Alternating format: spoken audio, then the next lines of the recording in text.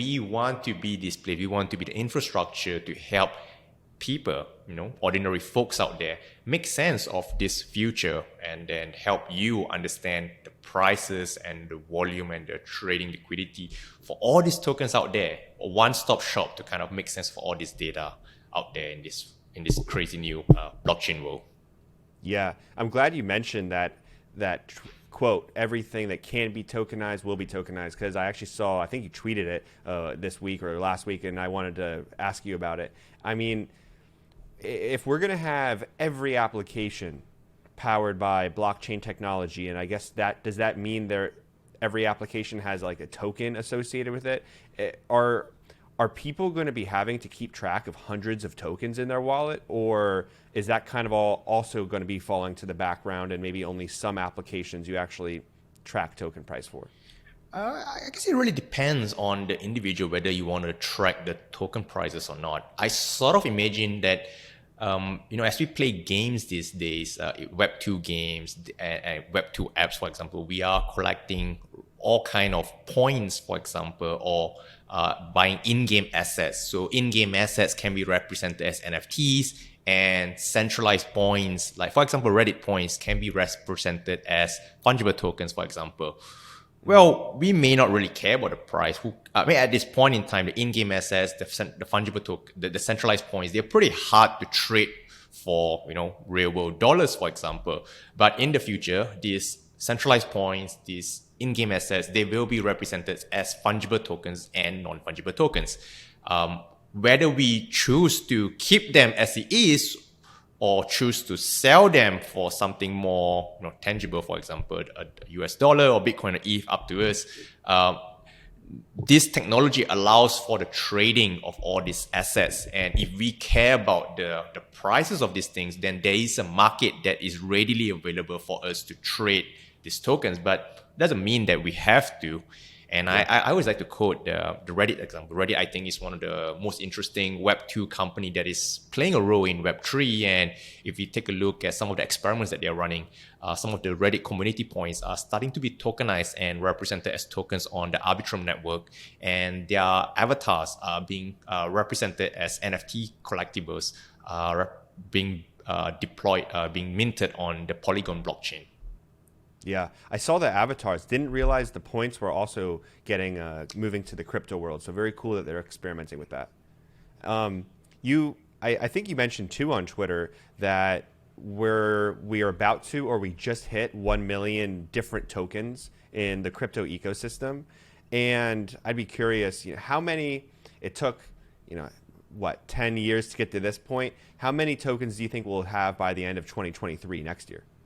Oh, that's a pretty hard question to answer, but I should make a guess. So I guess there's tokens listed on CoinGecko and there's tokens listed on Gecko Terminal. So I guess you can think of it as CoinGecko taking on a curated approach where our team basically goes around and manually evaluates every token before listing them.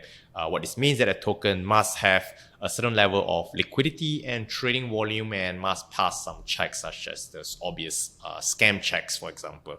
And Gecko Terminal takes on a non-curated approach because it reads every single token on the blockchain. It currently tracks over 61 layer 1s and layer 2s.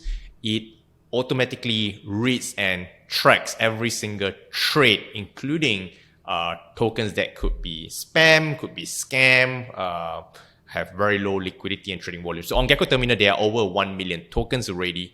Obviously, I think 70% of all the tokens listed are probably those that have less than $1,000 in liquidity. And if I were to fathom a guess, my guess is probably by the end of next year, there may be 2 million tokens listed on Gecko Terminal and maybe about 20,000 tokens on CoinGecko.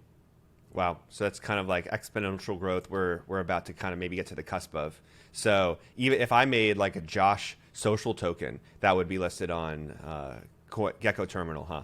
Yeah. It will automatically be tracked on Gecko Terminal once there are at least one trade. And then if you meet some liquidity and volume requirements, you can apply for a listing on CoinGecko and it may be listed there as well.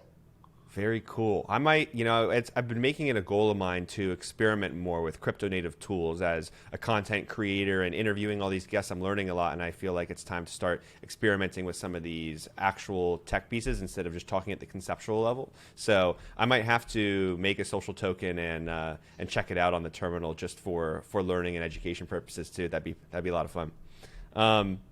And maybe, another question for you while we're talking about the tokenization of everything here is, for people who are into NFTs and maybe even for people who aren't as much but are still listening to this right now, what's the value of tokenizing something that isn't yet? I mean, can you give an example of something that's not tokenized yet but that you think will be in the future? I mean, next year, in the next 5 to 10 years, just because right now we've seen some experiments with real estate, we've seen music and art, and then some just digital things like game assets. But what else is going to be tokenized that isn't yet?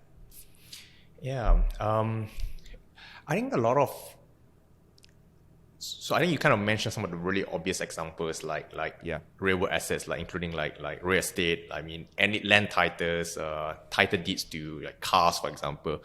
But I think digital identities are something that are not tokenized or not tokenized well yet. So I mean, obviously, Unstoppable Domains trying to do something like that with the domain name system. But if you think about it, there are a lot of other ways of digital identity representing ourselves on the online world. For example, an email address is a sort of decentralized identity that may not really be tradable. For example, if I want bobby@gmail.com, someone who owns it may be willing to sell it, but there is no marketplace for that right now. It's the same for Instagram handles, instagram.com/Bobby. I may want that, and there are people kind of trading these usernames on the black market or some market somewhere, but there is no liquid way of trading. So you could sort of imagine if Meta wants to create an NFT marketplace trading Instagram handles, they could kind of tokenize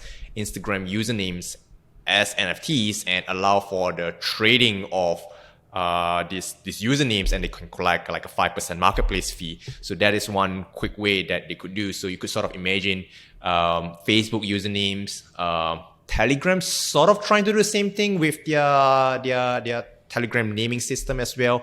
That would be interesting. I remember having to buy the CoinGecko Telegram username from a squatter in the Telegram someone squatting on a Telegram marketplace.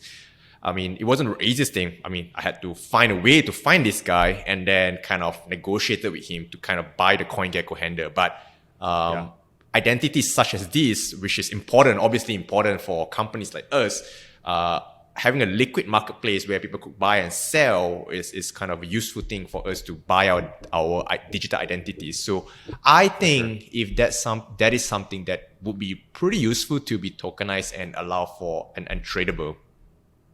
For sure. Yeah, no, glad you're bringing up identity. I mean, it's obviously at Unstoppable, that's one of the core use cases we're focused on here. And I could totally see a future where Facebook has its own, tradable NFT usernames for across their socials. But hopefully we also get to a place where you can use your NFT domain as logins for dApps like that. I mean, an integration with a social giant like Facebook or Instagram would be massive for the whole crypto space.